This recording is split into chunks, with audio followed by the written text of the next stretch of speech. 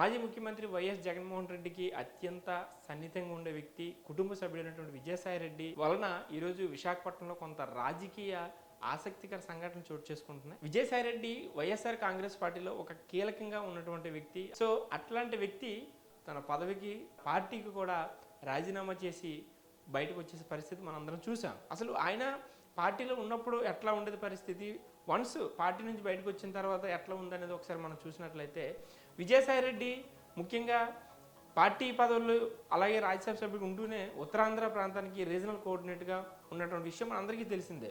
So అట్లాంటి నేత party నుంచి బయటకు వచ్చేసిన తర్వాత ఏ ప్రాంతానికి అయితే రీజనల్ కోఆర్డినేటర్గా ఉన్నారో ఆ ప్రాంతానికి పదే పదే వారానికి ఒకసారో, నెల రోజుల్లో ఒకసారో, రెండుసార్లు ఆ ప్రాంతానికి రావడం, ముఖ్యంగా విశాఖపట్నం లాంటి ప్రాంతానికి రావడం పట్ల కొన్ని రాజకీయ పుకార్లు, శిఖర్లే చూసే పరిస్థితి మనకు కనబడుతూ ఉంది.